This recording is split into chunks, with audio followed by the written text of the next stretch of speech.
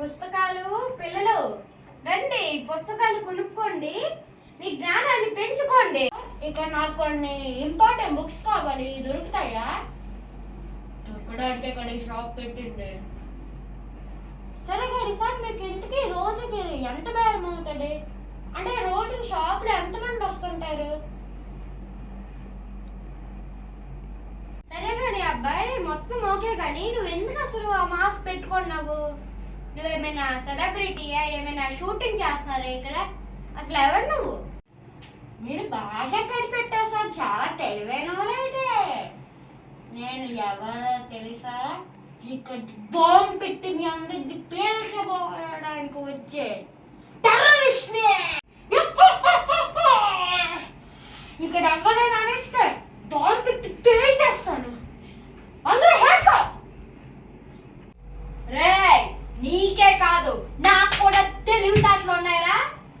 నాకు చిన్నప్పుడు maths, physics, chemistry, science, social, English అన్నిట్లోనూ 100కి 105. అందుకేనా పుస్తకాలు అమ్ముకుంటున్నారు? పిచ్చోడా, నీకు 100కి 105 వస్తే నాకు 100కి 150 వచ్చావా? అందుకే వీటి టెర్రరిస్ట్ అయ్యాడండి. నేను టెర్రరిస్ట్ కనిపిస్తానా, మీరు కామెడీ యాక్టర్లా కనిపిస్తానా? జై మహేశ్వరి.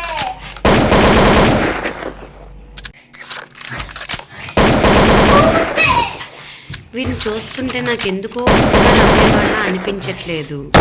అసలు ఇంతకీ వీడెవడు?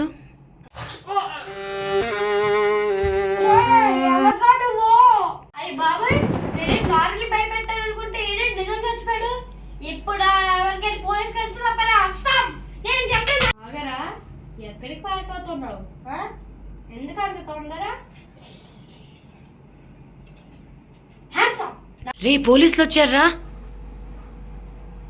నీ చేతిలో గన్ను, నువ్వు కాజే పద్ధతి, నువ్వు పోరాడే విధానం చూస్తే నిజమైన టెర్రరిస్ట్ నువ్వే. అవును మరి, నాకు ట్రైనింగ్ ఇచ్చింది మాత్రం నువ్వే కదా. రే రే, నెమ్మదిగా మాట్లాడరా. అయినా నేను నీకు ట్రైనింగ్ ఇచ్చాను, నువ్వు నా ఫ్రెండ్ అని తెలిసినా కూడా ఎందుకురా పారిపోతున్నావు పెద్ద అమ్మాయికుడిలాగా? మనం సూపర్ రా. కానీ ఇందుకు వాడెవడరా? టెర్రరిస్ట్ వచ్చాడు, నా చేతిలో చచ్చాడు. వాడు పెద్ద దొంగరా. వాడు డబ్బుల కోసం అందరికి వచ్చి టెర్రరిస్ట్ ని భయపెట్టి డబ్బులు తీసుకుంటాడు. అదరా వాడు వెళ్దాం నెక్స్ట్ సిటీకి.